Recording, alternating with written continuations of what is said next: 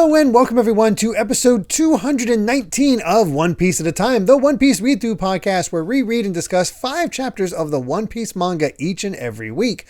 I'm your host, Derrick Bittner, and I'm joined by my wonderful co-host and freelance letterer, Brandon Bovia. How you doing, Brandon?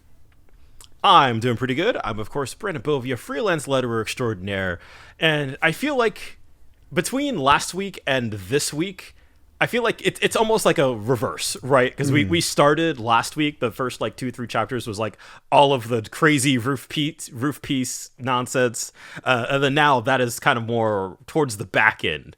But I feel like it makes for kind of like a nice like roof piece sandwich. Yeah, it really does just seem to be a flow from where we're going. Because, you know, we ended off with, we're going to have Robin versus Black Maria last time. They don't show up at all. They don't show up for once. Yeah.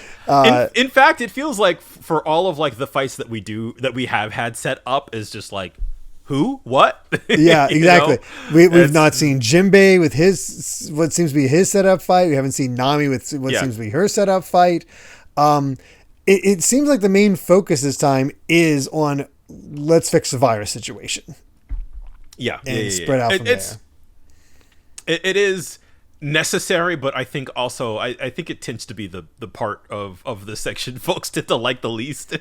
I can kind of see why. Like, there's interesting stuff in there and I don't mind it as much because it does allow for other characters to get a spotlight on him. Like Hyogoro definitely like gets a nice spotlight on him. If I didn't already use him for a thumbnail, he'd be a perfect choice for the thumbnail for this. He'd be a great choice for this week. Yeah. And then also, hey, the Yakuza 9 aren't completely out of the story yet. You're right. Yeah. There's some. I think it's good in that sense that we see how things are going to keep moving, right? Where we see how Oda is like, okay, there are these characters, and of course, like, you know, like Luffy, who, you know, he's doing his thing on the roof. There are characters who are like set in place, and we are kind of having to contrast that with the characters who are going to keep the story moving along. And I think the way you mentioned the way that it flows like that, I think it is a lot more interesting than, again, just like having everybody like, you know, section off. Yeah. And then like you do your fight, and then once you're done, you just kind of sit there, right? Like, I think how Oda juggles all of these moving pieces, again, it's nothing we haven't seen before up to this point, but I think how he manages it with the 1v1s is what makes Sanji's in a very familiar place of where should I go? Yeah. Where am I the most useful? I feel like we've seen him have that conundrum before. Yeah, quite. So, yeah, I mean, I still greatly enjoyed it. I mean, this is, you know, these are not bad chapters in the slightest, and it has a pretty hype ending. I mean, once we cut back to Roof Piece, it's like, all right, I'm back. Yeah, so let's get into it. Let's see how we feel as we take a closer examination. Starting with chapter 1006, The Honorable Hyogoro the Flower. And our color spread focuses on basically Kaido's forces. And, well, why not? We'll keep Drake in there for now. Yeah. I do like... we are confirming color schemes for a lot of these characters. Like that Ulti kind of has this like blue and pink kind of thing going on. Yeah. I don't think you would have known from black and white. Yeah. I actually really like Ulti's design. Yeah, I think she's kind of the standout of the Toby Rapo. I for whatever reason would never have guessed Queen to be blonde. Yeah. And I also I'm not sure Queen and Jack. Yeah, I guess that's true. And Jack, I don't know if I've ever mentioned this in previous ones. I can't remember offhand, but it is strange to me that at least for now, seemingly King and Queen do not have the same horns that everybody else has. Obviously, Drake doesn't have it either, but he's not really part of the crew. Right. So we still have not gotten an explanation for what the heck the horns signify for everybody, have we? If anything. Yeah. So... we'll talk about that way later. Yeah, there is an explanation, but it might be a while. Is it this arc? Because I would not put it past Oda to be like, oh yeah, that was weird that Kaido and all his guys had horns. What was that about? Oh, it was this. Yeah. Don't worry about it. It's amazing how often that happens. Either way, let's get into the chapter itself. Right. Again, with how little... That's an interesting question for me to ask, because usually you're able to deflect pretty well. That one, you're just like deer in the headlights. So that's kind of fun. Well, I mean, we only have so much time left. True. I mean, we got less than 200 chapters left to go. That's still weird. Either way, back on the performance floor, all of our security measures, the girls who are keeping track of everything going on, is reporting that Momonosuke has escaped. He's emerged from the sealed storeroom, but even though they see Yamato and Shinobu fighting through all these men, they can't see him. But there's no doubt he's gotten away. And I do love this detail. It's like, Momonosuke is together with young Master Yamato, and you can just barely see where Momo's hands are. When the side view of Yamato, just sort of peeking out. And of course, Momonosuke's having the time of his life in there. I don't know when that face is like, I want to stay hidden, or oh my god. Yeah, it's a bit of, I need to hold on for dear life. But also, I do not mind reasons. holding on for dear life. Yeah, exactly. Oh god, this kid is something else. He's gone through a lot. He's been through quite a bit. Yeah, he's gonna be a lech when he's an adult. Yeah. Oh god. He's been spoiled too much by Nami, Robin, and now Yamato. Yeah, exactly. Oh goodness. I do love the interaction between Yamato and Shinobu. It was like, can we choose a less visible route? Like, Shinobu hates being out right. Like this is not the straightforward path. Is maybe not the best for a ninja, right? So thanks to that broadcast, Sanji knows, they're going after Momo and Shinobu, and who's Yamato? I don't know who the heck that is. Oh god, please Sanji. No, I need to see Sanji finding out who Yamato is. So the question, of course, he left initially to go find the Akazaya 9, and he's like, okay, and he just beat up a bunch of guys. Like, okay, which way is the sealed storeroom? Near the entrance of the Skull Dome. Okay, so it's in the opposite direction of Kinemon's group. So which seems, again, as I was saying before, which side needs to be more right now? This way or that way? And he chooses this way, which we never see which direction it is, but I'm going to make the prediction he's heading toward the Akazaya 9, because as readers, we know that they're kind of in more trouble. Yeah, definitely a bit more trouble, although I was thinking, if that is the way that he was headed, I wonder if, like, would we have seen him by now? True. Since we do, yeah. So it's interesting. Yeah, I don't know. Also, I just noticed when we kind of cut to the floating Onigashima, you can see it like float past like the giant like Mount Fuji looking thing. Yeah, it's so elongated. Sort of indicate that we're closer and closer toward the mainland.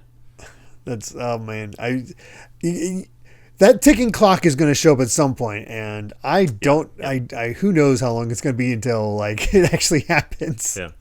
Look, we escalate. We actually go back to the Onigashima entrance, and I got a surprise from this because from the opening bit, I thought Kara and Wanda took out Paraspero immediately. I constantly forget how strong he actually is. Yeah, I feel like the running theme of this set is characters who you thought were done.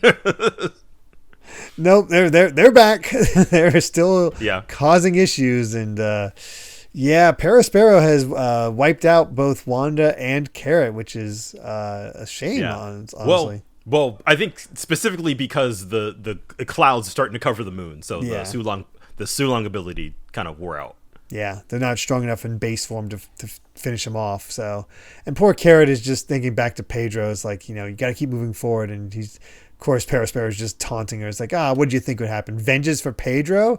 You think you can waltz into our home, set up a nice little picnic in the territory of the dreaded Big Mom pirates? If you didn't want to see your friend die, then you should have stayed in the forest and nibbled on your grass, rabbit, which is like so racist. Yeah. Doesn't even deign to kill them. He's just just moving on. Yeah, there is a sense of haughtiness to him. It's like, I have to move. Yes. I have to galls me to work alongside the Animal Kingdom pirates. But it's time to show these children what Emperors of the Sea are all about. It's honestly really he was such a gag character during Whole Cake. A little bit. It's like, the whole idea of like, oh God, I can't let Big Mom find out or I'm dead. Yeah. He was hilarious, but now he is actually quite the daunting villain here. A little bit. I didn't think about it, but I wonder who does get to fight him. And yeah, we were kind of talking about characters who are kind of just getting to roam free, right? Like Sanji's trying to figure out where to go next. Yeah. Off goes Perospero. I think that's the last we see of him in the set, right? Yeah, we don't see any more Perospero, though. If I'd make a guess, I think that's a fine choice for Chopper. Ooh. Just because you have that connection. It has to be somebody that has a connection to Whole Cake. So Chopper or Brook, I'd say, were the two biggest candidates. But Brook seems to be doing backup for the Black Maria fight. Could change, but seems a little too separated for it to be significantly changed. Yeah. I feel like what this scene is actually really good for is like, oh man, now I want to see Perospero get taken out. Yeah, all those Carrot fans being like, what the hell? Yeah. Like, cause their entrance was so hype, and then it was just completely off screen. Like, oh, I guess they were done. Yeah, which is a shame, but well. But the time for kind of the main focus of this set, again, dealing with the virus, because Marco was able to help out. The flames are definitely helping, but they also are burning through the physical stamina of the people around. And it's like, you just got to hold out longer. You just got to hold out a little bit longer until Chopper gets done. That raccoon dog is dealing with the same effects as he mixes the cure. And we see Chopper slowly transforming as he's just going for it. And, Pooh's in the middle there. It's like, his men are just like, okay, we can't last any longer. The antibodies are right there, right behind them, but we can't get past that impenetrable defensive wall. So why do we have to suffer because of Queen? And it's like, right. He's not the kind of boss who shows mercy to crybabies. And they're just like, yeah, but we got to deal with Drake, and we don't know why he joined up with them, but he's all of a sudden joined up with them. And somehow the legendary Yakuza boss Hyogoro the Flower is here, and there's Hyogoro in his prime. Yeah, I don't know what happened, but he just suddenly gained like 30 feet in height. It's pretty sick. Just a pretty imposing beer belly, if I can say so myself. No, it always was really fun, during sort of the prison segments of like, oh, that's what he looked like in his prime. Now he's this feeble old man, but yeah, and even now, the ninja, the Mimawari Gumi, they're just kind of like, why does he look like that? He's just a tiny geezer. I love how it's like, oh right, we do have to do with the we'll get to that. We'll get to that whole thing as the time goes on. It's not quite yet, but yeah, It's like, this is what the Mimawari are been up to, because they set up all these ninjas, and we haven't really seen a whole lot of them. Yeah, they've just been here. They're just here. Yeah. Hyogoro, he's all into this kinda. It's like, these shivers of excitement. Yeah, it's so cold, but I've always had a strong grip on my mind. It seems that accidentally coming into contact with that virus has extracted all the strength I have to the very limit of my life. It may be burning the last remnants of my body for fuel, but I'll use this strength to cut down all of their main force. And he's honestly looking sicker and sicker as he becomes more of an Ice Oni. Like, that's a sweet design. if I'm understanding what is happening here, is that it like he is basically, you know, like he's basically going full Ice Oni, but like he has sort of that like state of mind, you know, he has that conviction that he still is able to, for now, maintain control. But as he says, you know, talking, you know, hear me out, Yakuza leaders. I don't have much time left. If that raccoon dog can't finish the medicine in time, and I begin to transform into an Ice Oni, I want you to put it into me before I turn. Like, this is like this just turned into zombie fiction. Kind of. It's also a little hypocritical because he was saying, like, don't you dare give up the last time we were doing all this. That's true. Yeah. So like, but it seems like he has more of a legit reason to be saying that, because if I can handle you. If you I'm strong. I'm strong. Yeah, we can handle this. But if I turn into an Ice Oni, you guys are screwed. Like nobody here can stop me. So pretty funny. Yeah. Kill me before that happens. And that's when that samurai that was, I guess, our new leader of Orochi's samurai. And that kind of curly hair. Yeah, after Kyoshiro did his like, I'm actually Denji and I don't care about you guys. It's like here comes this group to fight. It's like the Mumi Warigumi will take you on. Let's see this legend. I bet your style is just some relic of the past. And then just bam, flower one sword style flaming hair of holy rage done. Incredible panel. So sick. Yeah, it's such a good style. Like this is here's Hyogoro at his prime, and I love how he's just sort of like enjoying himself. He's happy, and the way he sort of thinks back, you know, he's like, you know, let me tell you, Oden, there are times I think about what would happen if I challenged Kaido with you back at the peak of my strength, and all the while he's just mowing down dudes left and right. And he says, just look at what your followers have done. They've pulled off this raid in your name, and I too have gained a most fascinating apprentice. Thinking about Luffy, I have no doubt that dawn will come to Wano. And all while this is happening, you know, Queen is looking on, and he's like, like, hey, he's gonna wipe out the entire floor. And so Queen starts firing a laser beam out of his mouth, which again, I feel like is what is he? Yeah, that is a very good question. Is like, how is he able to do this? Like, I feel like he almost seems to be a cyborg, but it's a shame if like that's the case, because that's a Frankie matchup. Right. You would think. Yeah, but he's getting ready for his beam attack, but that all of a sudden interrupted by Marco once again. Perfect record for just assisting. That really is like what he's here for, you know. And he's like, all right, you know, you didn't even get to think about the samurai until you finished me off. And there he goes, you know, just shooting more laser beams. Like, you just won't go down, die already. And I love this sequence too, because Marco's taking on King and Queen at the same time. Yeah, it's pretty sick. Like, he's not getting an advantage over them, but they're not really getting advantage over him either. And he is making sure that they don't interfere. Yeah. And they slice through his down the fort. Phoenix form, and it looks like, nope, I'm just over here, and I'm just going to pull all those flames back into my body and aim it back at you with this bluebird. And he just sends out the fire, jumps in the middle of it, and just knees King in the face, sending him like, it's a good fight. It's so good. It's super sick. I don't remember how this looks in the anime. I'm sure it's amazing. Oh, I'm sure it does. I'm sure it's really cool. But we get, you know, him half formed, and, you know, he's using his crane talents to just take care of both of them at once. It's like, holding off two guys worth over $1 billion at once is pretty rough. Better hurry, raccoon dog. And see Chopper's still working at it, and Queen's had enough. It's like, that's it. And yeah, here's where we get Perospero. I forgot about this bit. It was like, there's Marco. He looks rather exhausted. And that's the last we see of Perospero for this set. It's like, take a shot. Guess we're going to see those two against each other potentially, but I don't know. I feel like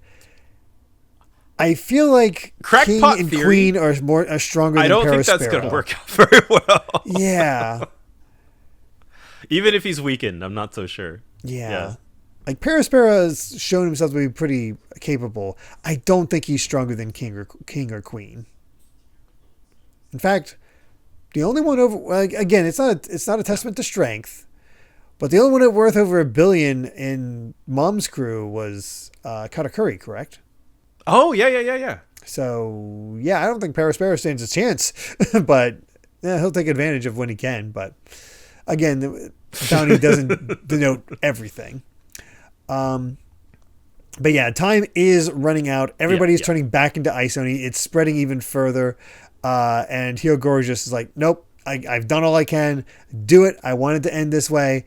I feel as though heaven has rewarded me with this final role to play. Any longer, and I would only put your lives in danger. And his one of his followers is just like crying as he's getting ready to behead him. It's like, we end the chapter with this. I leave the rest in your hands. Here ends the life of Hyogoro the Flower with no regrets. And yeah, that's it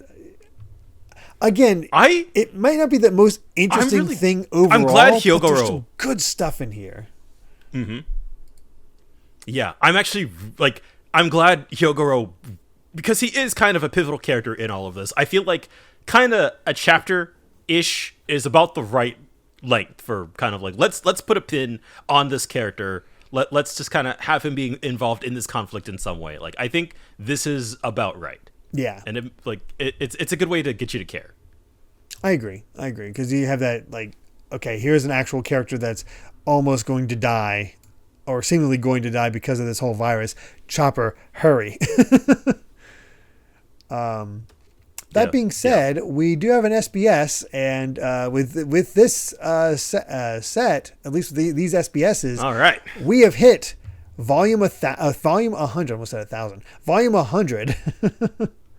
So that'd be something. So this will be interesting. Oh boy! All right, first up, let's see. Over there's a UFO here with a beauty with giant breasts. Now let's begin with the memorable 100th volume of SBS. And Oda goes, begin. Wait a minute. Does this not work? This time I have to announce. Oh, no good. Volume 100. There's no beauty with giant breasts here. Psst. So, of course, being all silly with the starting of the SBS. Starting off strong. Yeah, I think you're going to get, after this one, I think you're going to get our theme for this first bit of SBS. In volume 99, you said you wanted to you wanted to please the PTA. No matter how hard you try, it's absolutely impossible. So give up and draw an anthropomorphic version of Robin Chan's breasts. And Oda's like, draw what? Don't say breasts in volume 100. We are not always like this. Well, the next one is a serious postcard.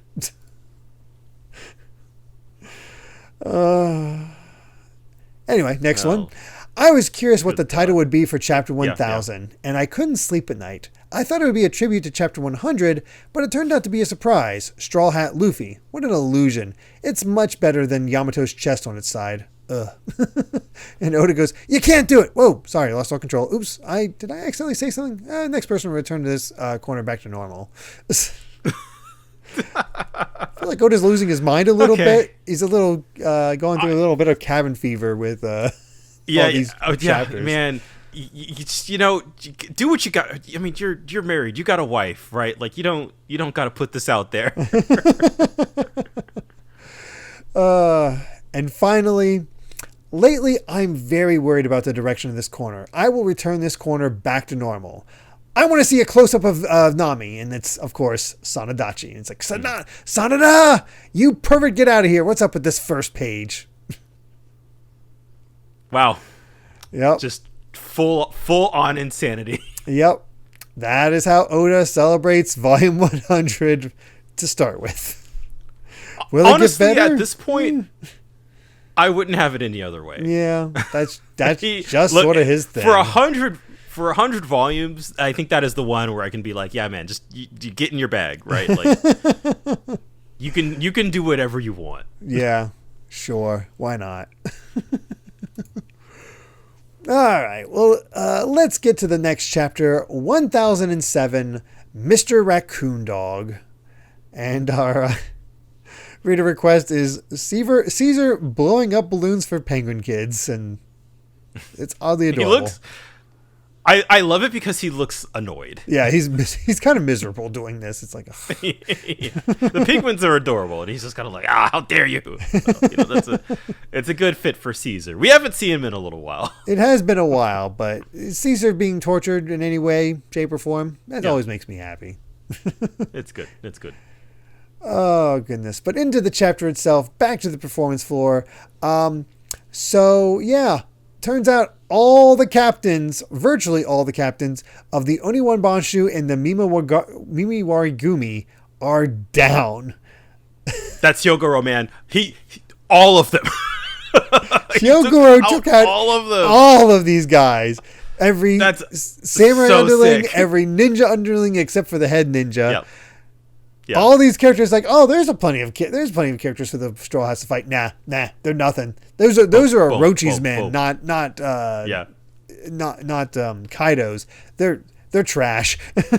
Yeah, and I love even Drake is like, I could see why people feared Wano so much, right? Like, if this is a not even somebody like involved, right? He's a Yakuza leader. Yeah. It's also freaking out Apu. He's like, he resisted the effects of the Ice Oni, but still used its power. What the hell? Yeah. No, that's so. I put some respect on the name. Very much so, and he's very much relying now. He's put down his sword. He's going into the kneeling position. We're back basically where we started. We ended the last chapter, as he's asking the Yakuza boss Yatape to finish it off. He's like, empty your mind. If I turn into an Oni, I know, boss. I know. Just give me a moment. I'll do it. I'll do it right now. And it's like, of course, the female, I forget her name. I don't remember. Yakuza boss. He's like, of course he's struggling. That man is like a father to us all. And the other guy that was begging for death from Hyogoro is in the same position now. It's like, hey, you do it. I can't hold on either. There's no point in saving me. No point in saving me right now. Don't let me hurt you after I turn. And so there goes Omasa. So it's looking extremely desperate. It's like, because I also find this as sort of like a cool running theme, right, amongst the samurai of Wano, right, where it's like this sort of love that they feel is like, I can't do it. My feelings are too so strong. Fiercely My loyal. respect is there. Yeah. Yeah, exactly. I feel like Oda really does love that sort of like that love and respect. Yeah, that brotherly sort of portraying bond that to the samurai. Yeah. He loves that kind of stuff. Oh yeah. And everybody's just like, is there any way we can make it in time?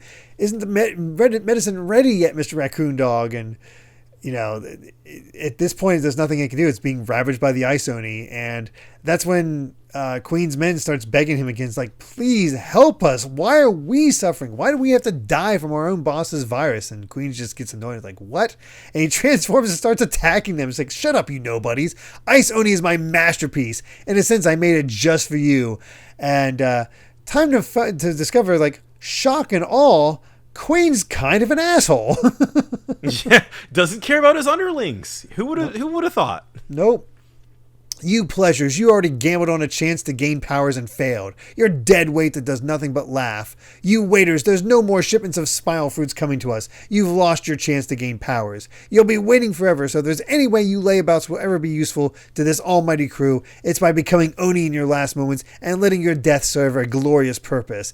And the pleasures just laughing. It's like, that's kind of messed up. And, it's like, sounds like you're just telling us to die. Yeah, it's like, that's exactly what I'm saying. We can always find more soldiers. And just like, I can't believe this. It's like, I gave you a chance for survival. A few of you could have used those antibodies to survive.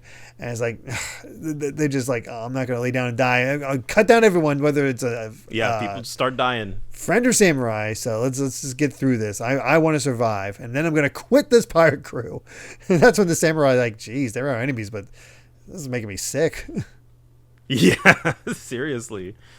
So, and I feel like this sort of dialogue from Queen too. I feel like we were talking before about how, Kaido was, I forget who he was talking to, but I feel like his sense of piracy, his sense of like, oh, the pirates will always just betray you in the end, right? I feel like that is very much coming from his not knowing now that he was, a pirate of Rox's crew, right? Yeah. But Queen also kind of has a similar worldview where he's like, hey samurai, you might think you're over there fighting the good fight or whatever, but that raccoon dog's a pirate just like us. They multiply the antidotes in this short amount of time, you're dreaming. It's impossible. And so of course he's thinking, he's got to use the antibodies on himself and make his escape. You'll be left holding the bag. It's like, no, this is what you would do. And so pirates will stab each other in the back. That's just our style. So of course we know Chopper. Yeah, we know Chopper. We know this is not the case, but they're losing hope. It's time for Hyogoro to die. He's like, I'm going to join. It's like the guy who's beheading is like, I'm going to join you soon. He's like, no, don't rush. Take your time catching up. And he's saying his farewell. And just as he's like lowering the sword that cut off his head, here comes Chopper to block it, which is pretty awesome. Yeah, part. He kind of looks like he's using hockey to stop it, but I don't think he has hockey. Because he's in his small form and he's just blocking with his arm. Yeah. So I could believe that. I'll allow it. In this moment, this one moment. And he's got Dr. Saki. I'll take it. But he pops the medicine into Hyogoro's mouth, and we get adorable Chopper. Made it just in time. Yes. Like just the happiest look. It's great. I am glad for the sequence just because I do love that. Like it feels like Chopper's kind of first big moment in a good while. Yeah, and this is how I love how we've set it on. This is like Chopper gets serious when it comes to stuff about medicine and doctors and stuff. Yeah, and that feels very appropriate because it's against his moral principles, and that have him really step up and take a stand. Those make for good Chopper moments. Yeah, I agree. I think that's when his moments are at the strongest. Yeah, he doesn't really get pure fight moments anymore. At least it's been a while. We'll see if that changes here. But he just announces to everybody, like everybody's excited to see him. It's like, this is really going to heat up your body. It'll hurt a bit, but you're going to be fine. And everybody's just shouting, "We're safe! You always you come through, Mr. Raccoon Dog." And of course, he has his assistants load up a cannon and fire it out, which makes a massive explosion. The Chopper Phage Nebulizer, which is in the shape of Chopper's face. Love he has that customization. Yeah, it's adorable. And of course, Queen is upset. It's like, what do you think you're doing? Is the Ice Oni dissipates from everybody around, and Chopper explains that there are thousands upon thousands of warriors on this floor. It would be impossible to inject them all one by one. So I use the antibodies as a base to create my own virus. I can stop a bad virus with a good virus instead. I don't know how medically accurate that is, but I'll go with it. This is an idealistic fantasy. Again, this sort of run of chapters, like this is like peak 2020 to me. So it's like, yeah, we fixed it. We fixed them. Yeah. This is 2020. Oh my God! Wow. Oh, Oda, I love you for that. Yeah. Oh, how if only it were this simple. I know. I wish we had Chopper. I would have made things so much better. But using this method, I can give everyone the medicine they need in the form of a mist. And Queen's like, where the heck did a ship doctor from that crew out of nowhere get this kind of expertise? And Chopper's just like, hey, we split up and went all over the world to train for this.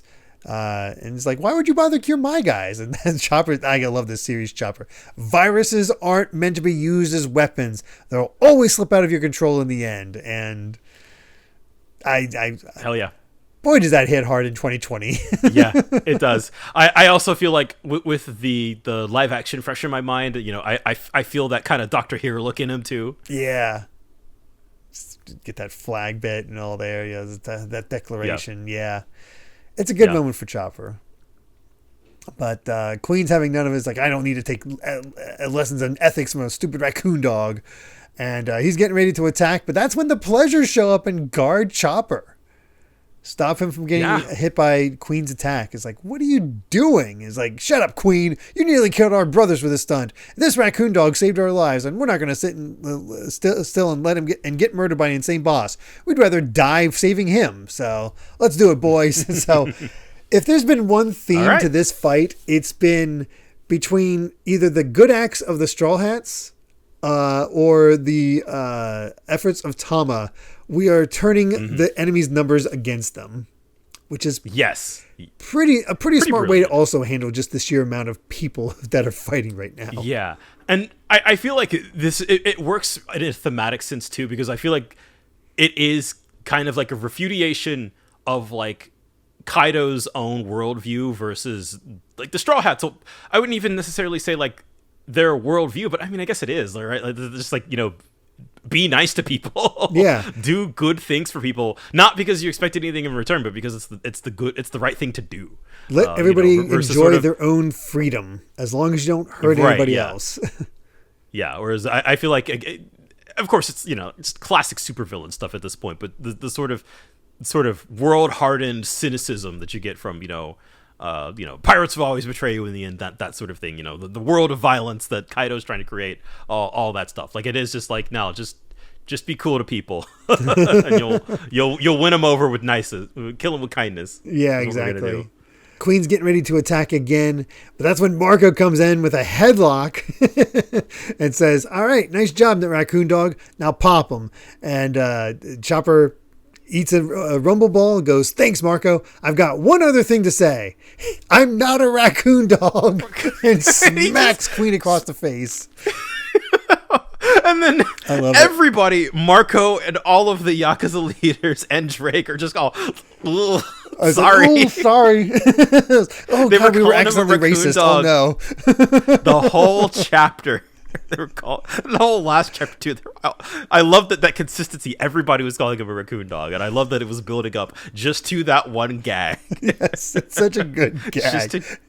Oh, it's so good because it really is. The face should be like, you call somebody something inappropriate the entire time, and they finally correct you. Like, "Oh, I'm sorry, man." Oh my god. It's so embarrassing. Yeah, and hey, we talked about Chopper maybe not getting a proper fight, but him getting a good lick on Queen, just one good solid hit with the rumble ball. It's perfect. We'll take it. I'm not convinced that this is who Chopper is fighting. I highly doubt it, but you think he could take down the number 3 in Kaido's crew? I mean, it's doubtful, but it's also really funny that that the guy with over 1 billion berries gets taken out by the member of Straw Hats that has, what is it, 100 berries at this point? Yeah, something like that. So, I wonder if that's a good question. Whether after this, if bounties go up, whenever bounties go up next, I wonder if Chopper will get a proper bounty and he'll still stay as the mascot. Oh my goodness. Oh goodness. But that's it for that. The pleasure hall has been taken care of. So let's check in on Yamato and Shinobu, who've made it to the Right Brain Tower. So according to Yamato, each floor of the castle has its open, spacious area under the roof. And he asks, it's like, "I hope you're not hurting back there, Momonosuke." He's like, "I am hurting. I feel disgusted with myself. Everyone thinks too highly of me." He's got depression. Yeah. The back of a lovely man like Yamato is just not enough anymore. Yeah, it's just not comforting. No. I'm so stupid and frivolous and weak and foolish. I hate myself. And Shinobu's like, "No, you've been brave." And all of a sudden, Momo transforms within Yamato's shirt and just bursts out between the front in his dragon form. "I am not brave." It's like, an eel? It had kind of been a while since he sort of stress transformed. Yeah. And then we get a little bit of lore, which I was not expecting out of this, courtesy of CP0, where they just happen to talking about this, where they say, "Speaking of Kaido, back in the days when the Navy held him captive, Vegapunk extracted Kaido's bloodline elements and used them to create an artificial devil fruit." I assume that's something like DNA or equivalent to that. I think equivalent for One Piece. Yeah, it is. It's basically your DNA juices. Yeah. Your science juices. The government demanded that he give them the fruit, but he was never. So this, we get the origin of the fruit that Momo ate. So that's the artificial devil fruit. Extracted bloodline elements from Kaido, and the government wanted it, but Vegapunk was never happy with the results. Considered it a failure, and had it stored in Punk Hazard ever since. And they're like, "Why are you bringing that up now?" well, Punk Hazard was demolished in an explosion, so let's just hope the fruit got blown up when that happened. But according to G5 reports, that one of the labs there was still functioning at the time. I was just thinking to myself, thank goodness it was only a failure, which is such an interesting idea that essentially Momonosuke has the same fruit as Kaido. And what's so fascinating about that is that it's a failure, but it's sort of a better failure than anything Caesar cooked up. Than all the Caesar. Yeah. Smile I feel like that is sort of the implication. You know, we talked about that a little bit last week, I think, but sort of the idea that like, yeah, all of the smile fruits that, you know, Caesar was selling, like they're all so janky and cursed and terrible. But the idea that, you know, Momonosuke's devil fruit was made by Vegapunk, and then seemingly, you know, like other than the fact that he's 8, right? Like there's no real visible sign that it doesn't function. So there's sort of like what about it that Vegapunk wasn't satisfied with? Well, I wonder if the thing that I don't know if it's because he is only 8 that the form looks like that, but I wonder if it being a bit more cartoony and less imposing than what Kaido is a symptom of it being a failure, where it's essentially the same, but it's not strong. Right. But maybe wasn't able to replicate. And I guess that's also true, because it's like, how much of that devil fruit is like Kaido's innate strength versus, you know, the devil fruit abilities are certainly, you know, like horrifying and hauntingly powerful in their own right, but I feel like Kaido himself is also just like a huge massive wall of like this whole fight would still be hard if Kaido did not have a devil fruit. Yeah, without a doubt. So it there is an answer to that question. So we'll have to see, but you know, at least CP0 for now is like, at least it was only a failure. Should be rather interesting to see what comes at, because again, that's a dangling thread that's been around for a long time. Yeah, since Punk Hazard. Wow. I still look back at Punk Hazard and be like, how did I end up choosing that as the place I stop? As like the almost best/worst place to stop, where I feel like if I kept reading Punk Hazard and got through it, would have just sucked in like through all this time. But also, I feel like it is only through hindsight that Punk Hazard is one of those arcs that is like, oh no, this really is like the beginning of everything. Yeah. This is dictating the next 10 years of the story. Unbelievable. Yeah. Oh goodness. But let's move away from that and check in on the Akazaya 9, who are the treasure repository behind the tower. And they're also still surprised that somebody tended to them. They don't know who did it. And I had my guesses in the last one. I think you might be right. And I still don't know, because they at first I almost thought, I was like, wait, was it this? But then I thought about it, like, no, it doesn't make sense that this would be the one or person that healed them, because it's like, it must have been a dream, because it couldn't possibly be true. And I'm like, am I right? Again, I don't know. Yeah. I am leaning towards your theory is correct, and I'm saying that because I don't remember.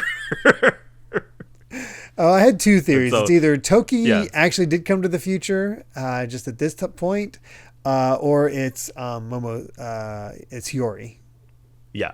I'm assuming that it's Hiyori, and I'm saying that out loud because I don't remember. Yeah. The question here is like, where is Hiyori if this is the case? So, right. Yeah. Because one of those things I'll be looking out for, because I'm reading that dialogue from Kawamatsu and I'm like, I have no idea what you're talking about, man. Yeah, I certainly have no clue. But Kinemon is like all darkened eyes, and like, nah, Sir Luffy's group is still engaging with Kaido right now. The battle still rages all over the island. We must go. There's still life left in us to spend. And that's when the door opens, and here is Oden. Surprise! Like, oh, you look like you've gone through hell, but I've missed you. You're so much older now, and it just shocks all of them into the floor. It's like, wait, Oden? And I'm pretty sure this is a break week. I remember this. I remember this cliffhanger in real time. I think this was we gotta sit on this for an extra week. I wonder if people were able to figure out what exactly was going on with it, because I did not call it right away. I was like, okay, this is definitely a trick, but how? Oh man, I think from what I remember, I think people were kind of pissed. Oh really? They're like, what? No way, or.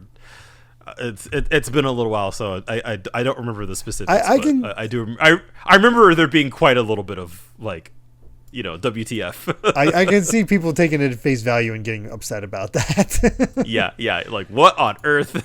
What is going on? I feel like definitely with sort of the vagaries of who healed them, right? Like sort of the idea that like, oh, if Lord Oden is here, maybe it was Toki. Maybe they are just kind of here to save the day. Before we move on, though, because August 99 has a lot more going on, but we'll get there. Yeah. We have another SBS, and this one, at least I haven't read the others, but the first one makes a little more sense, and I got to send you a picture for it. So the question is, okay, what would Usopp look like if he wore a mask with his nose?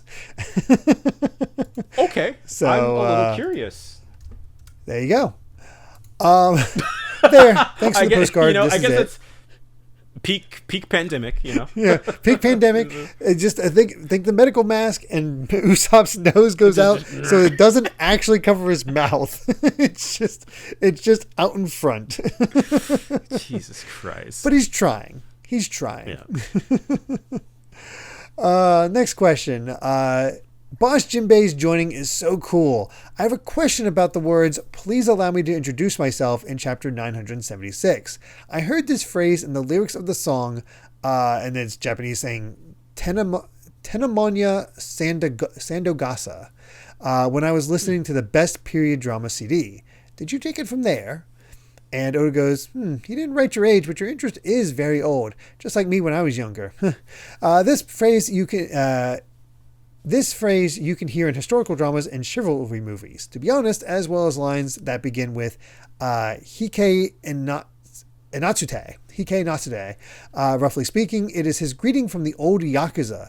It's like introducing yourself. Oh, listen to me. My name is blank. I was born in blank. This is called cutting morality. So yeah, we talked about this when Jinbei, when he joined up, the sort of old timey Yakuza feel to his dialogue, and the sort of the pose that he does is very much like you can see there are Yakuza movies where people do that sort of like squatting hand open pose that Jinbei was doing. It's one of those cases where I'm curious how the localizers treat it, because the wiki does not localize, they just translate. Yeah.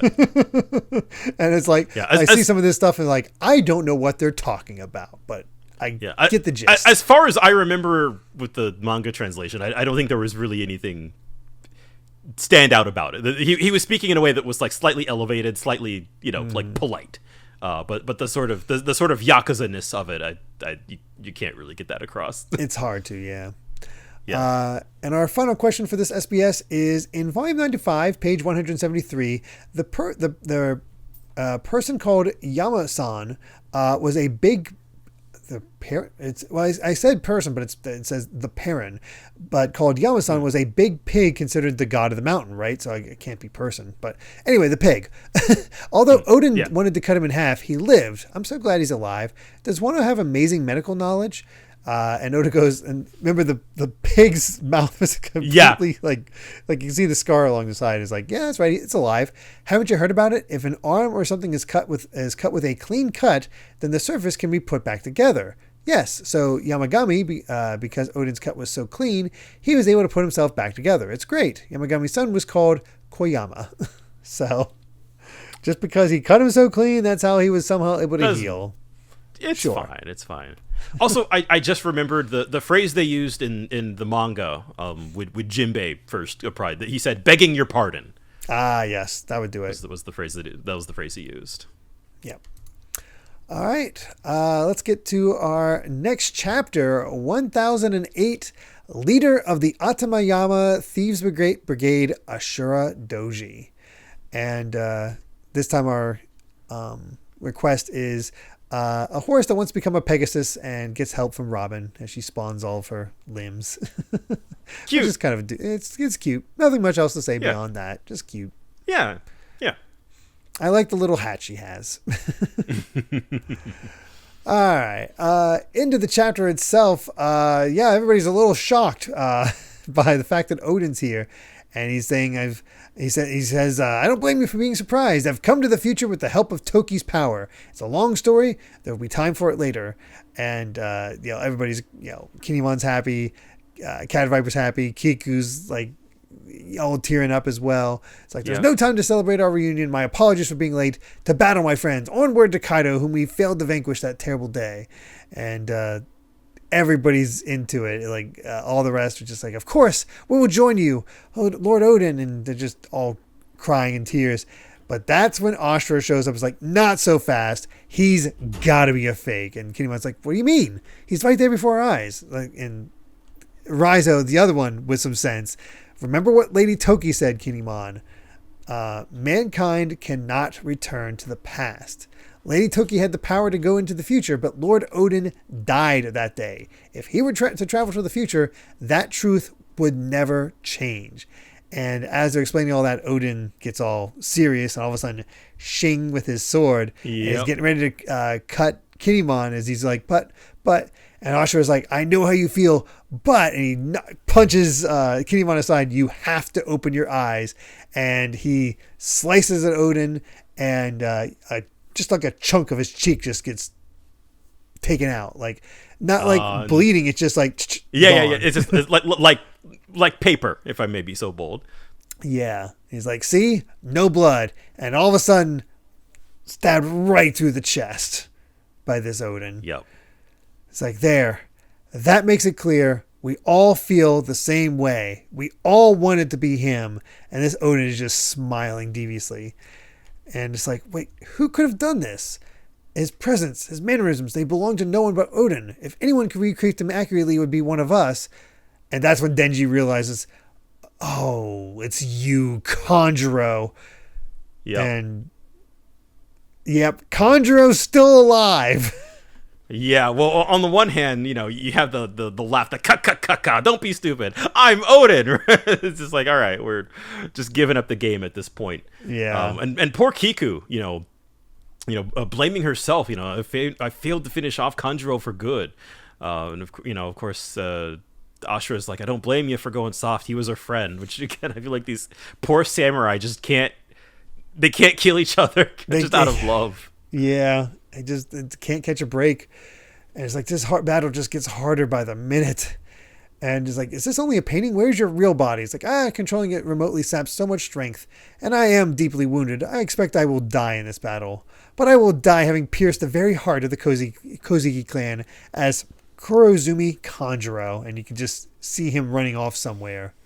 And that's when Denji realizes Momonosuke is in danger. And it's like, I remember hearing a voice from somewhere. Momo was with Kunoichi, so he's going after Shinobu. So we have to send a message to warn her. And that's when the Oden reveals that he has dynamite lined up along his chest. Straight up having a bomb. And so, his goal here is to just sort of distract them, right? Like, you wouldn't be tasteless enough to hunt down a dying man, would you? Stay here and fight with me. And that's when Ashura Doji shoves everybody aside and says, the rest of you, get out of here. Go and stop Kanjuro. Denjiro's just like, thank you, Ashura. And then he tackles this fake Oden just like out of a window. He's like trying to stab through him, get off of me. And his last words, he says, never defile Koziki Oden again. And then just a big explosion. And it sends them all flying back. And there's a charred body. Like, if Ashura survives this, I will be utterly shocked. And I didn't cry from this, but it was also one of those sacrifices like, damn. Yeah, you feel it. It could be. I feel like Oda with his fake outs, this is where it starts to become a problem. Well, because you see this and you question it. Yeah, exactly. I do think he's dead. I'm not think he's 100% certain about that, but I think that was his sacrifice. I think there's enough evidence here that he's dead because again, yeah. Pedro died and he's not above it.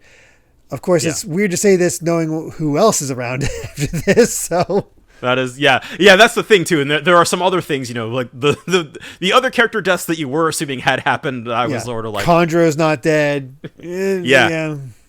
So it's makes sense to question it, but I think, I don't know, that comes across as definitive. But Oda is still like very pick and choose with this person gets to live, this person gets to die.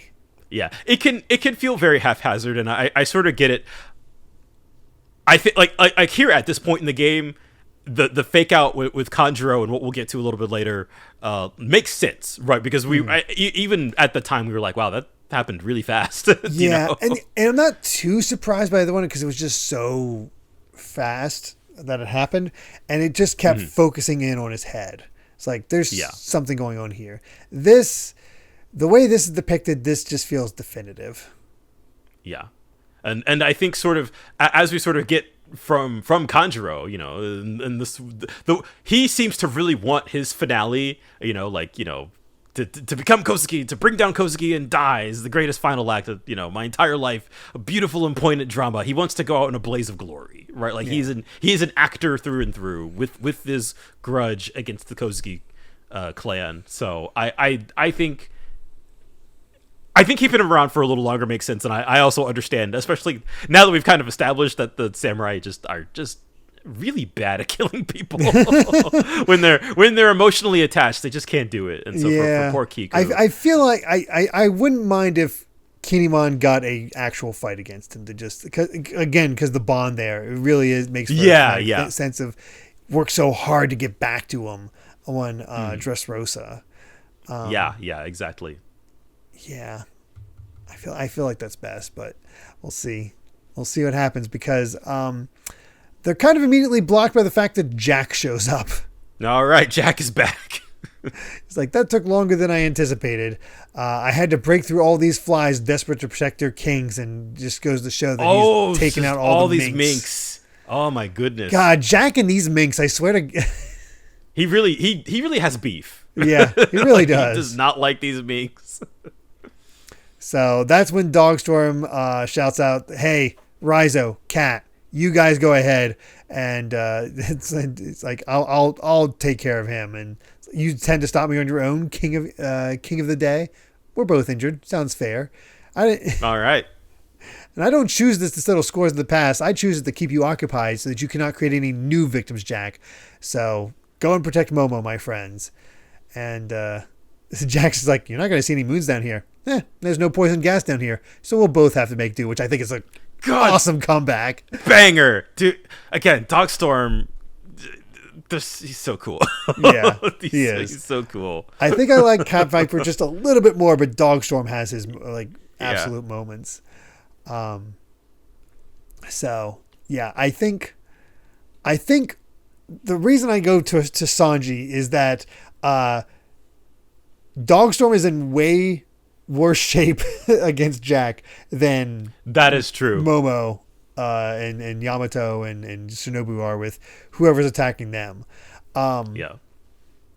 And seeing I again, it also makes thematic sense since Sanji was there to help with Zoe. So it's paying off those relationships that were built up before. That does make sense. So, and yeah, which then puts into question, like, who the heck is fighting Queen? Because that's the thing, is that Sanji's had no interaction with Queen, so it doesn't quite work. Right. Queen is the hardest one to place about who the heck is fighting. He's kind of the hardest one to pin down. It feels like of Kaido's men, he kind of has the most presence, I feel like, in these past chunks of chapters. But yeah, as for who his sort of eventual opponent will be, there's not really any clear indication at the moment. No, I can almost see it being a bit of a group. Yeah, that would be good. Yeah, I don't know. We'll see. But in the meantime, there's a fire starting in the castle. It's going. You have to douse it before it goes out of control, and that's when we see a very familiar set of teeth. Yes. You fools, your mistake was betraying me, Kaido. I'll burn it all down. You'll all die up here, up in the sky where there's nowhere to run. He's running through the halls as the lead ninja is killing somebody. And it's like, that was the last mistake you'll ever make. I'll slaughter the last one of you. It's like, Orochi, no.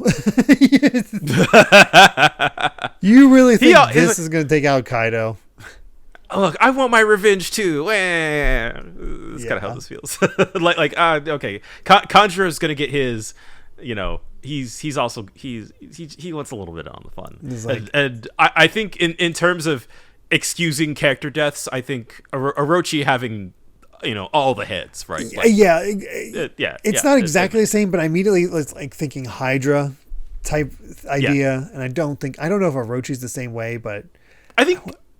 I think it has 8 heads. Yeah, it has 8 heads, so it makes sense that a beheading isn't enough to take him out. But yeah, it's been a while since I played Okami, so I don't remember if he spawns heads or it starts out with 8 heads. Either way, Orochi's still there. Yeah, he's causing problems. I think setting Onigashima on fire certainly isn't great. No, but it does also feel like it's already heading towards the capital. So yeah, it's like, it seems like such a minor footnote compared to everything else going on. Yeah, exactly. I'm going to do this mean thing that'll totally get you back. And it's sure, petty, whatever. Which is in character. True.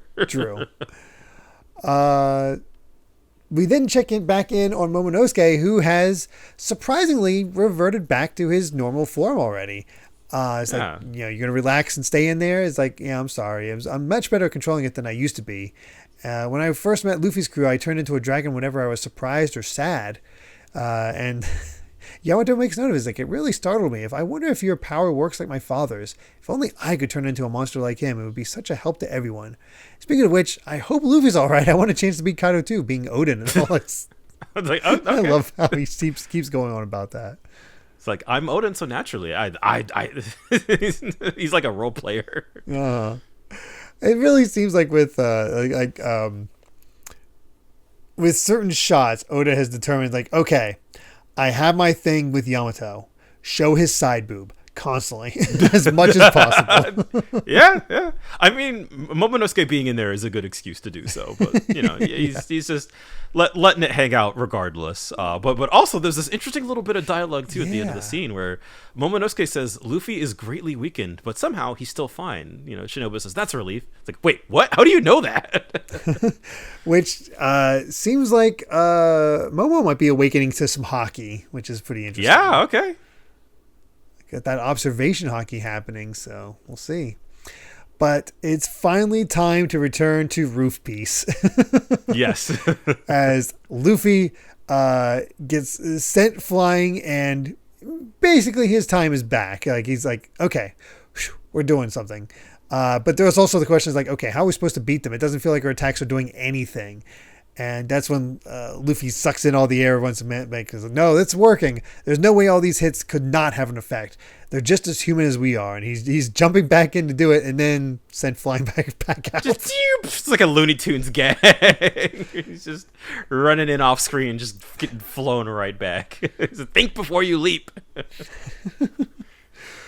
And there, of course, Kaido and Big Mom was like, I'm amazed he can call them the same species as us. It's like, it's like, what? So you're just up here expecting us to lose? It's like, no, we're trying to think how we win. And that's when the plan is basically formed. It's like, we can't take them on at the same time. We need to peel them apart. So, with them side by side, it just looks like we're in hell. We need to fix this. And we get that again. I love how incredible insane shot. Big Mom looks. That design is so good. And then we finally get to see the I forget what this form is called, but basically the half form. The man beast form, I think they call it. Man beast, yeah. And I forgot that we left that off on the cliffhanger last week. Yeah, it was all in shadow, and it kind of looks pretty sick. He does, yeah. Just them standing side by side in a sea of flames. It really does look like hell, and I love Luffy's just like, that suits me just fine. I've been to hell and back a few times already. It's home territory. And Kaido's just like, that's it, Straw Hat. The light never leaves your eyes, does it? And that's how it ends. It's just like, damn it. It's a good lead in. It's a good lead in. Yeah. Definitely something to get people excited for. It's like, oh, we're back to the roof. Yep. But I do like how Oda is obviously still setting things up. He's positioning his pieces, but also setting up some lore stuff here and there. Yeah. Like I've said, I think a couple of times, like I really do like, this sort of section of the story is action packed, but there are bits of both like, how do I say this, like narrative wise, right? There's sort of, I want to say small scale, but like kind of immediate things that are immediately relevant and things that are like, the way CP0 was talking about, like, oh, thank God that devil fruit was only a failure, and so there are sort of like, we're kind of tying in things that had been established previously. It feels like the Onigashima sort of section. It does feel like it is tying into stuff, and sort of kind of putting a bow on things that had been established, like a while ago. Yeah, it's good to see. It's the same sort of thing that Oda tried to do with Enies Lobby, where it is constant fighting, but we're trying to get a little bit of lore stuff in here as time goes on. Definitely, keep things moving. Definitely, yeah. So it's a good. It really does feel like Enies Lobby is sort of preparation for this. Yeah, it does. It does feel like his next swing at a similar concept. But let's go ahead and get to our next chapter, 1009. Oh gosh, I forgot. Naraku. Which I did remember to look up. Naraku is which will come up in the chapter, but it is the Buddhist, which is funny given the colors page. But it's sort of the Buddhist idea of like hell, basically. I see. I do like this color spread where it's actually inspired by a reader request. Tama and Komichiyo putting Amigasa woven hats on Jizo statues of the Straw Hat crew on a rainy day. And that's... I love how it's like rainy day, but it's like, nah, let's make it snow. Yeah. This is honestly one of my favorite color spreads in a while. I feel like some of the color spreads have been a little stale lately. A little bit.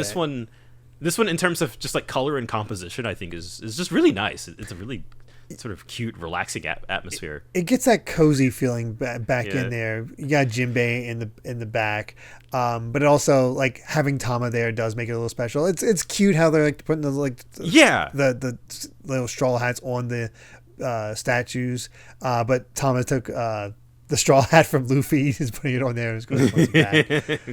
Give it back. I love how I just noticed Frankie's his coat says hentai on it. I saw that too. What the heck?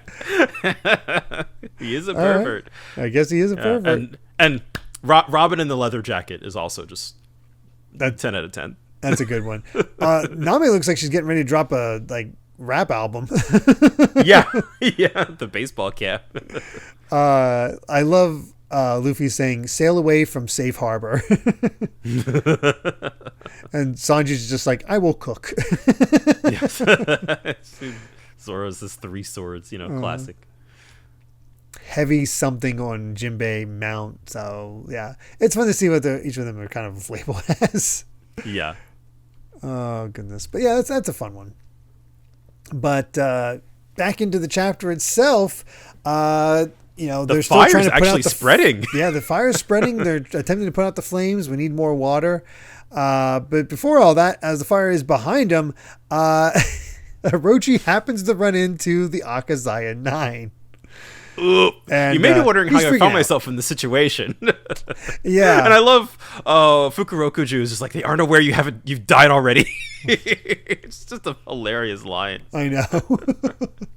And he steps in, he goes, "Flee from here, my lord. I will stop them." It's like, no, I'll be surrounded by enemies on all sides if I go back into the castle. Besides, I can see Kaido's already softened them up. So he's thinking, I can take you. I can handle you just fine. So, You're all cozy leftovers. Did I catch you by surprise with Chondro? You got me too, Hyoshiro. Man, I love when Denji just has a death stare. He's so good. It's like, I have nothing to fear from you now in your wounded state. I will devour every last one of you. After 20 years of trembling at your ghost, you will feel my wrath. Beheaded.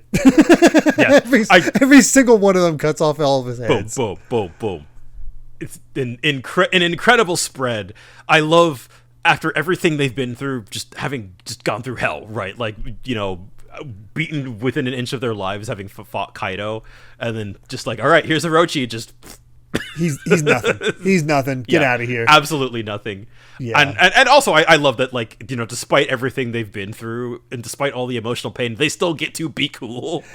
Yeah, that helps a lot. Especially Kiku's still one-armed. Yeah, exactly. She is hanging in there. I hope at this point he is definitively dead. Because I feel like that's a much better capper to him. Is like, he's not going to do much else. Like, let's be honest.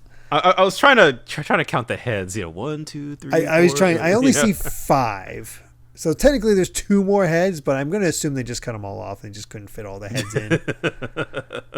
Because there's how many of the Akazaya 9 are there? That's a good question. Like 1, 2, 3, 4, 5, 6, 7. So yeah, there's enough of them there to cut off a head each. Yeah. So we're good. Cool. He's dead. But and then Fukurokuju staying loyal. Like he wants to avenge him. And Rise is like, even my opinion of you has risen. So you remained loyal to the very end. It's like, I should say the same to you. But even before matters of revenge, we were always fated to fight, you and I. Weren't we, Rizo? So Rizo, we're actually not only just getting the Straw Hats matched up with people, we're getting the Akazaya 9 matched up with people, which is kind of fun. Yeah, and I mean, in a weird way, this fight actually was kind of set up, via the flashback. Yeah, and sort of having this sort of ongoing, like the sort of ninja web of relationships has been kind of like a background thing that is coming to a head here. Yeah, I'm kind of curious where all that's going to go by the end. Yeah, how much they're going to get split up, or what sort of fights they can still get into. I can't imagine any of the other ninjas or samurai being an issue for them, like that are still on Orochi's side. So I'm like trying to think of who on Kaido's crew would give them trouble, and I'm not 100% sure on that one yet. So we'll see. Yep. Sometimes it's fun to be surprised. In fact, it's always fun to be surprised. I mean, honestly, I feel like when it comes to matchups, right, I feel like there have been a lot of really, really good surprises so far. Yeah, I'd say so.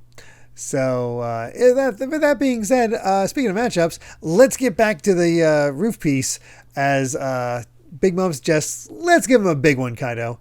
How many of the 5 do you think will survive? And as they're preparing to do something, they ask, I was like, hey, can you use your powers to send one of them below? Yeah, I would have done that already if I could have, but their hockey is too strong, so I cannot move them. Which, that makes sense. And Kid just gets happy. He's like, all right, in that case, time to disassemble. And the 2 of them are just bantering with each other as they prepare this big attack. It's like, I trust your core hasn't gone weak with age, old woman. Who do you think you're sassing, boy? Yeah, this is great. Also, I didn't notice this until I had to look this up for something else. But they're in the same pose as Dory and Bragi. I was going to say, it looks like the exact same pose as Dory and Bragi, but it's not the same attack, because she's doing that attack before all by herself. So this is almost like a superior version to that, if I had to guess, because it's called Conquest of the Sea. And they launch it at the 3 of them and at the group of them, and it doesn't go anywhere. It's stopped because Zoro steps up and blocks the blast himself. It's like, move all of you or we're done for. And there's a brilliant flash of light, and he deflects it for just enough time that they can get out of the way before the blast just goes flying through, sending off even more debris. Boy. Zoro continuing to be MVP. I really feel like that whole thing was to just a setup to prove Zoro could just like, he's not in good shape. but he blocked an attack from 2 emperors. It is insane what he's pulling off. I feel like they're softening him up like this just so it can be more of an even fight whenever he has his one-on-one. as is the rule. Yeah, that's the Zoro tradition. It is like we have to put him at a disadvantage if we're going to make a fight even. Yeah. And of course, Luffy takes this opportunity to just go straight in, and I love this, where he prepares what looks like a Red Hawk, but Kaido dodges it, which gets Luffy to laugh, and he's like, "Did you just dodge, Kaido? It's because it was gonna hurt." So it's just like, all right, you were actually afraid of that. But of course, he misses, and he just bops him with the club. And then I of course this whole sequence is just great, because even in his man beast form, Kaido can still shoot out blast breaths. Yeah, and I love the detail that Luffy brings up the armor hockey and before he gets hit with the club, and he's stinging, like it still hurts significantly. Just like with Katakuri, it's like you blocked it with hockey, but your hockey's not strong enough to block the pain. Then here comes another attack by Kaido. Conqueror of 3 worlds, Ragnaraku, which is that's a great pun. Yeah, title. it's a good pun. Yeah, and it's the pun's there in Japanese too, it's nice. Ragnarok plus, which is why I was like, what the heck is Naraku? It's like, okay, yeah, and that's where I had learned that a lot of Kaido's ability, his attack names are very Buddhist. Of course. But Thunder Battle and such. Yeah, Luffy into the ground. He took that direct on. But in the meantime, Kid constructs some sort of metal box, says it's ready, and that's when Law goes, room chambre. It's like, what are they doing? And all of a sudden, pop, there goes Zeus, and Zeus is in the box. Yeah, we're gonna put him in a box, and that gives Zoro just enough time to do his flame rend on Prometheus. Yes. Like, all right, we're going after Big Mom. we got Luffy has Kaido. The rest of us are going to distract Big Mom. So let's get Zeus away. Let's cut up Prometheus, and I forget the name of the Napoleon, right? Is the name of the sword? Yeah, Napoleon's the sword, yeah. And Killer grabs Napoleon, or goes after Napoleon, and Big Mom is grounded. She falls into the rocks, and Zoro's not giving Prometheus time to reform, and he just starts using Flame Rend, crossing the 6 paths, and just starts slicing him as much as possible. Yeah. Boop, boop, boop, boop. While Killer has to chase Napoleon, who's desperately trying to run away. I'm just a sword. And all 3 of us shouting out, "Mama, help us!" But even though she doesn't have her accessories, Big Mom's still a problem, because Kid tries to use his punk pistols, which are basically just harpoons, and all of them just like nothing. Yeah, it's just like Hulk kick, right? Like we this is not gonna work. We saw this. She is dirty, but she has not been wounded or hurt in the slightest. Yeah. Which, again, praising Oda that you can have an entire arc dedicated to being in her territory, where they have to escape and get away from her, and she still is as threatening as ever. Yeah, and we see that. She's like, did you think you actually have a chance of beating me? And just punches Kid straight in the face. Yeah, straight down. Ooh. But I love this, where he takes the opportunity to attach some of his metal to her arm, and then use a new attack, repel, and sends her flying away from him. And Law uses his ability to send a rock at her to send her flying off of Onigashima. She's like, what does it matter if you hit me with a, I forgot, there's nothing but sea below me. So there she goes. Help me, Zeus. And Zeus is trapped in a box. So it's like, all right, one down. Yep. You can't fly down to help her. That takes care of one of them. So Zoro's coughing up blood, but we might have succeeded in taking out Big Mom. Hey, love the teamwork between Kid and Law, because we've seen him work with Luffy up to this point. It's cool to see him how it combos with Kid. Yeah, they make a good pair. It just the way that they're able to, I don't know, that whole sequence of like, oh wait, we actually need to think. We need to think of a strategy, and they did it, and it worked. Yeah. It's a We need to get that box to Nami. Yeah, right, exactly. Here you go. Yes. Here's a present. Have a cloud. Go kick some butt. Yep. All right. Yeah, get your upgrade back. Yes, seriously. It's fine. Oh, goodness. Well, before we get to our final chapter, we do have one more SBS for this set. And first up, are Ulti and Page One really siblings? I know that sometimes fellow apprentices will call one another Aniki and Onigo, but they don't look that alike, so I was curious. I'm very curious about them. And Oda goes, yes, they are actual brother and sister.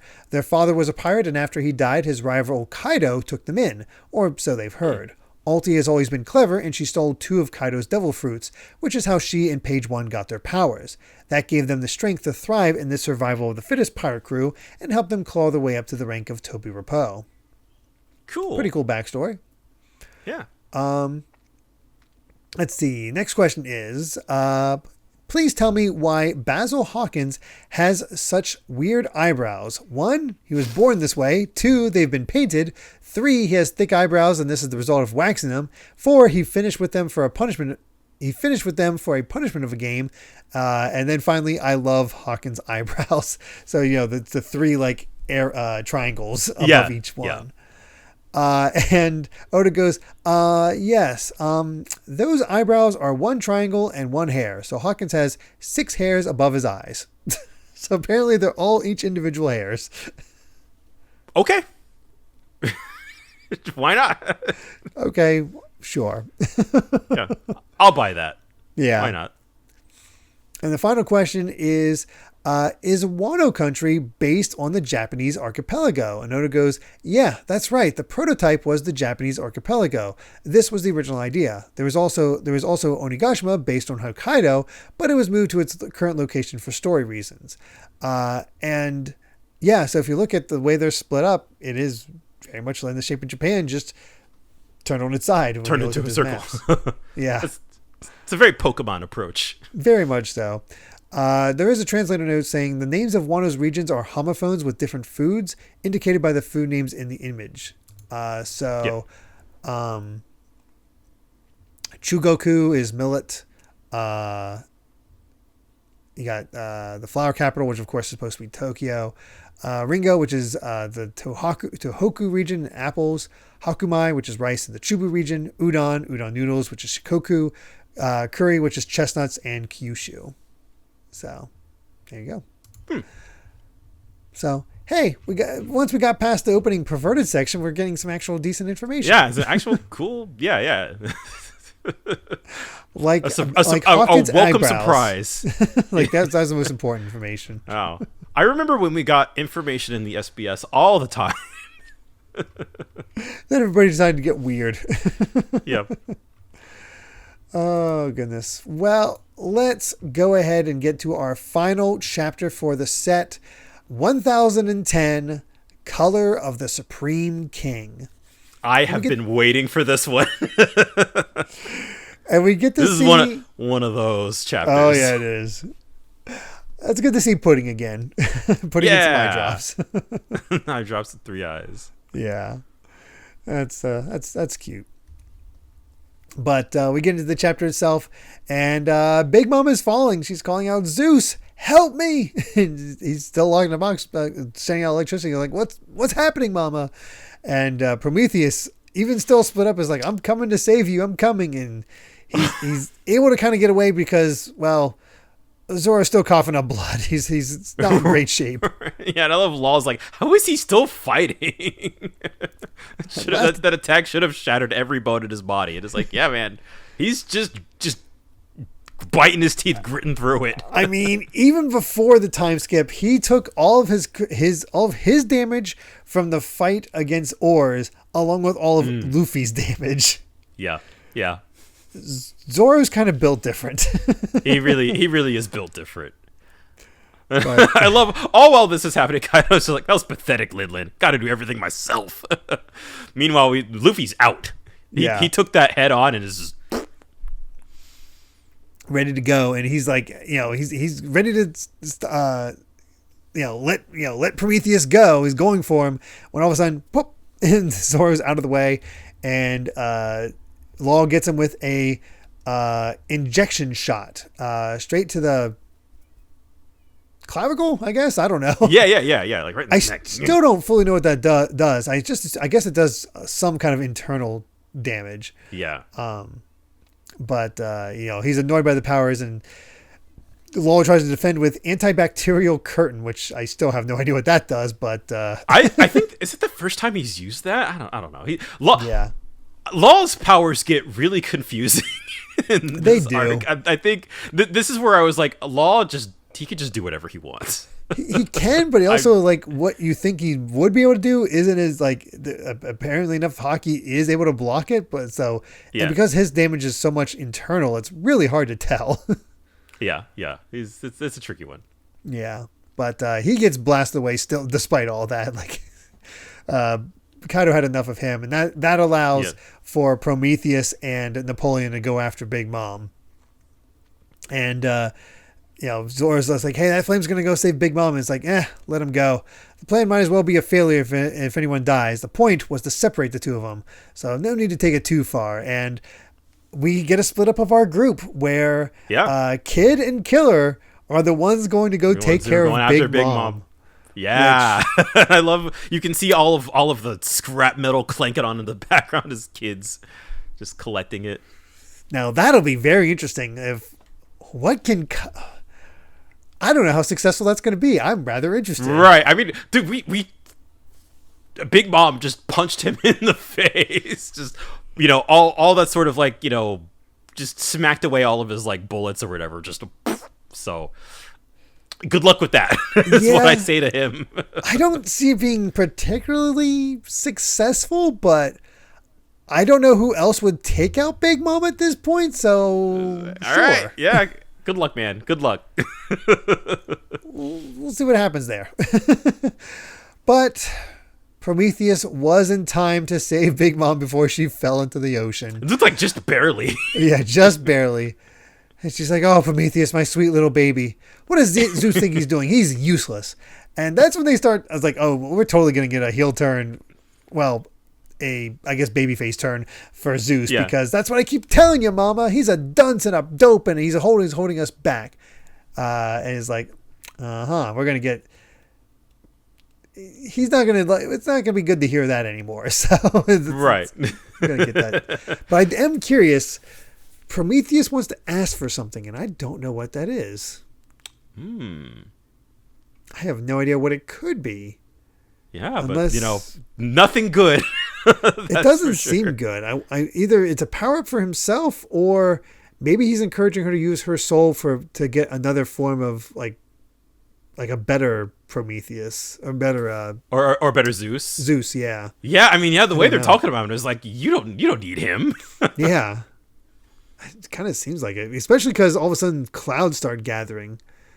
So then it's not great. Big Mom's up to something. Don't know why, but she's definitely up to something. She's not done yet. Oh God, like no. it was enough to push her off Onigashima, but it's like that just got us so that we're dealing with just the one now.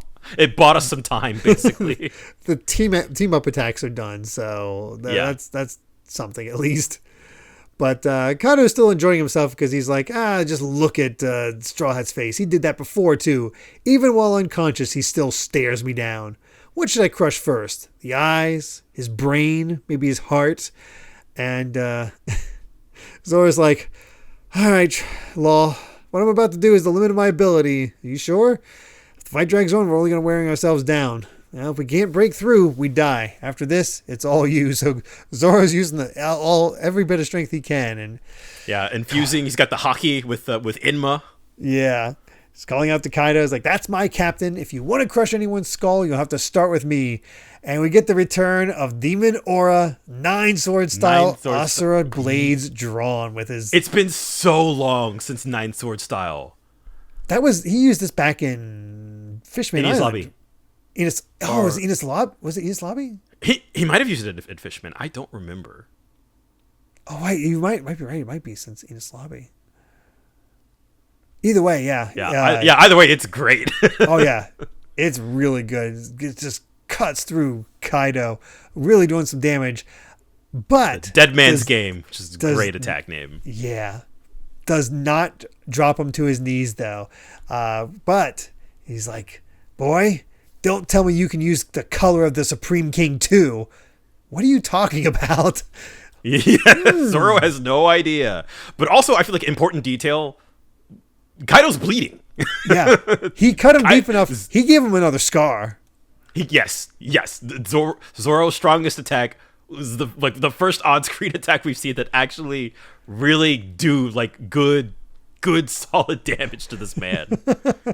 Finally. Of course, Zoro's kind of down at the moment. Yeah. He's like, I was hoping to at least knock you off your feet. Oh, you did enough.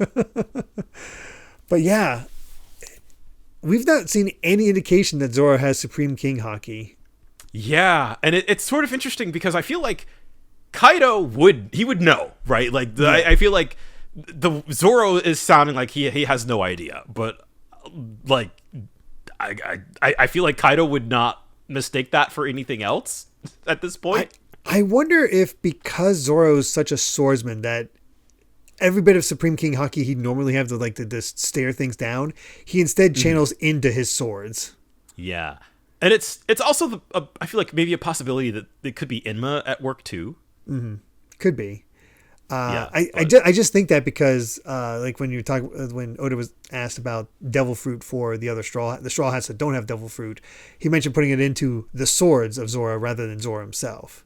So that's what makes me think is like any power up Zoro is going to get is going to go into the swords rather than himself. Right, yeah, which I feel like would make sense. That like that's just who he is. Yeah. But Kaido's not happy. He's basically saying, "Yeah, your generation is proving to be an annoyance." And Law tries I'm done with this. Yeah, he tries to stop him. He's like, "No, you stay there. I'll come to you." And he just Thunder Bagwas Law sends him flying.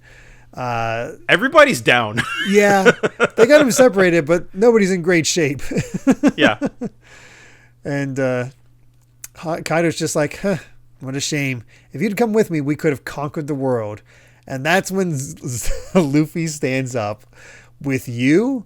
We'd never go with you, idiot. We love the samurai. Mark my words, you're going down. And that's when we get Hyogoro's talking about, the haki you wield will penetrate from the enemy from the inside. Do not overstress. You must allow the haki to flow into your fist. And God, him saying it was still too shallow. But after taking that hit from your club, I figured it out. So I love that he got good enough that he could, take off the cuffs from Yamato. He got close to it. But that's how thick the haki is on Kaido that he still couldn't penetrate. Yes. And that's when he's like, that's when Luffy says, you can infuse things with Supreme King Haki, can't you? And he kind of just laughs. Or is Kaido saying that, or is Luffy saying that? Luffy's saying Luffy's saying it. Yeah. Luffy is realizing that you can infuse things with Supreme King Haki, and Kaido responds.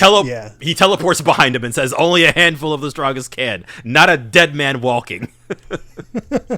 And Luffy responds by kicking away the club, doing a spin, bouncing off the rocks, smiling as he goes straight into Kaido and just punches straight into him. To the point that his fist isn't even connected. There's like a light source or whatever hitting Kaido before his fist. Yes. And then not only he's not done, because as he's reeling from that, Luffy goes in again just with an uppercut.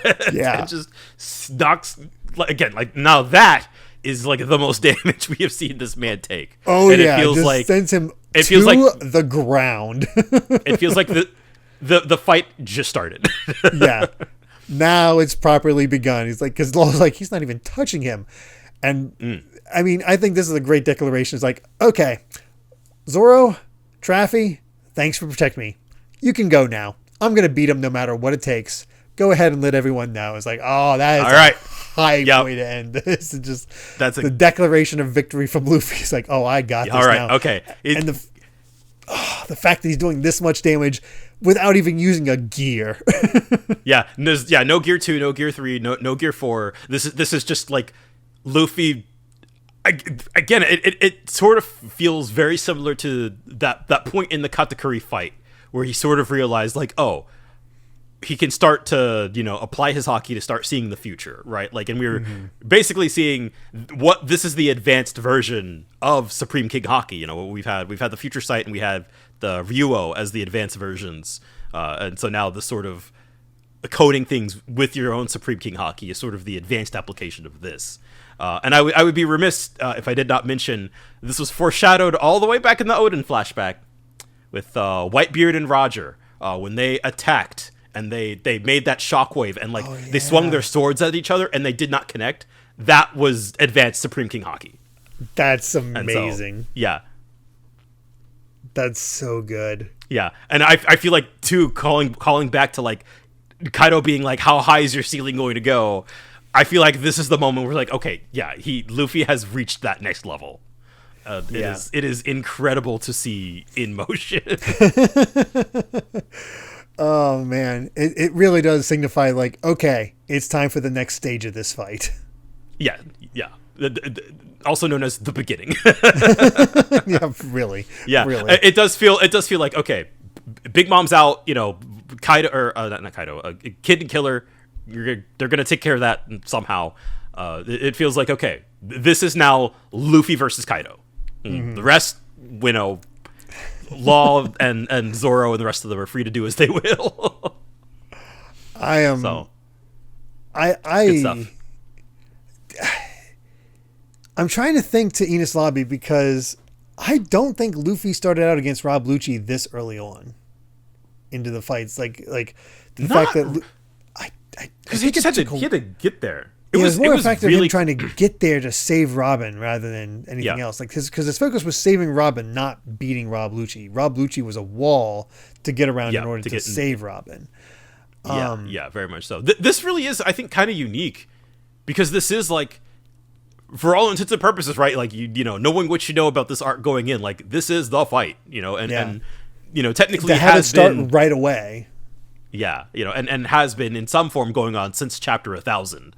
So like it is sort of interesting that we kind of get straight to the meat and potatoes, sort of in once we got to Onigashima, it took like 20 chapters to get here, and now we're a good ways in, but we still have a lot of Onigashima left. It's like, how do you solve having your hero fight the main villain while still making the main villain seem imposing, but also still giving your other characters something to do? Easy. Make him fight him from the beginning. Just the entire time is just the fight between everybody else all has their own individual fights. Have enough side characters that everybody gets their own something. Honestly, own thing to do. That's sort of been Oda's solution to how to handle that sort of stuff. Like sometimes Luffy has to work his way, sometimes he gets pulled away, but it's never in the same manner twice. Yeah, and it's what makes it so entertaining. Even after 1,010 chapters. right. That he can still find kind of new ways to sort of weave in and out of these situations. So I think that's... Yeah. And of course, this is just, we're entering a new phase of the fight, but we still have plenty of phases left. Oh, I'm sure. Yeah. There's going to be quite, there's a lot of twists and turns, on the way to the ending still. I think one of the things that just really highlights this is all of these fights, and it's something we've talked about in the past. It's just like Luffy might not appear in every chapter, but he is consistently the focus. It's been I'm trying to think of other shonen heroes who get to remain the focus their entire time, not just like they're off doing their own thing and then they get to show up to be the hero and then to finish a fight. Luffy is I see what you mean. Luffy's in it the entire time. Yeah, and that's, I feel like, been something that's kind of consistent about his character and kind of something that he innately understands and the people who are helping him also innately understand is like, no, Luffy's role, as we said before, like he can't do this and he can't do that, yada, yada, yada, but like I can make sure that I'm fighting you so that you don't go after the people I care about. And so I feel like, as sort of like a storytelling device, it is such a good way to just... I feel like there aren't that many situations in One Piece where it's like, we just have to survive until Luffy gets here, or some such, right? Like, to just kind of like, all right, everybody gets to line up against the main villain, and die slowly until the main character shows up. You know, which can be effective in its own right, but it's not Oda style. No. Man, I'm so excited to see what comes next. Especially, I'm curious whether next time it's going to be continuing setup for our matchups, or if some of these matchups are going to start getting resolved. Yeah, I think that's sort of the big question going forward here. So yeah, it feels like we're in an interesting spot, because some have setups and we just like hide nor hair of like most of the Toby Robo, if not all of the Toby Robo.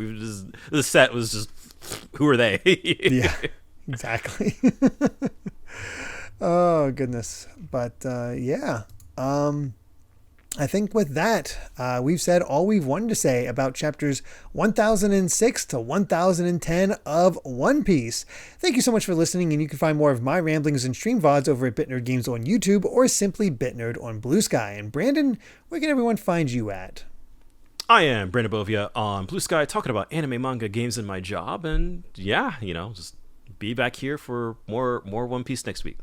Yep, absolutely. Oh, it's been so good. It's so good. It is so good.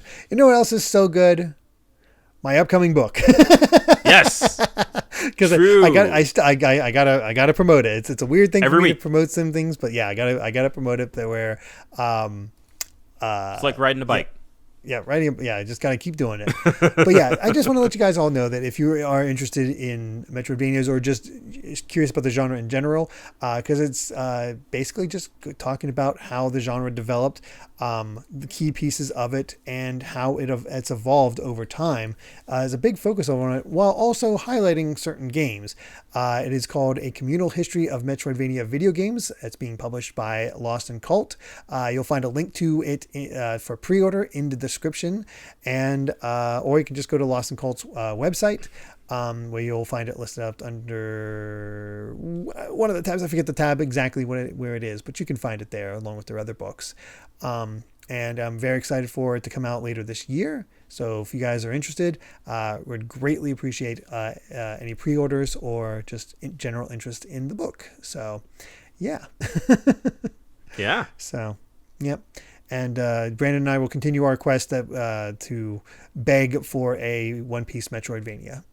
Yes. Please. Bandai Namco, you know what to do. If Shaman King can get one, One Piece can get one. Absolutely. And if you'd like to help us out more, you can support the podcast over at patreon.com/Derrick Bittner. That's DerrickBitner to listen to the next episode ad-free 3 days early, as well as patron-exclusive bonus episodes. And I believe our next bonus episode is... speaking of video games, us talking about One Piece video games. Not actually playing them, but looking at what they're all broadly.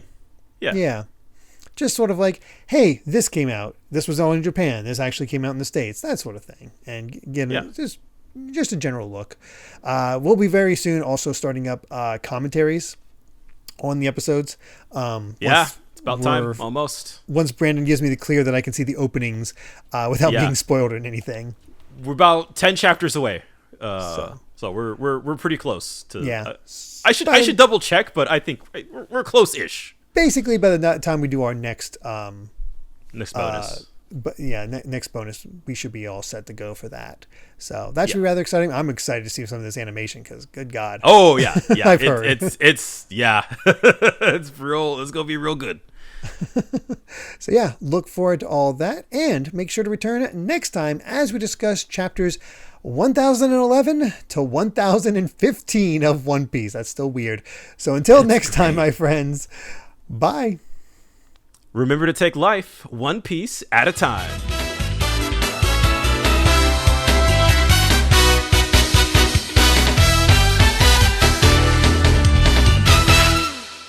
But there's one last thing I want to say. I'll kill you, raccoon! Rumble! Monster point! No!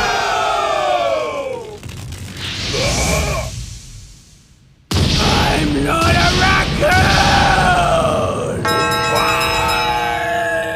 Oops, I'm sorry.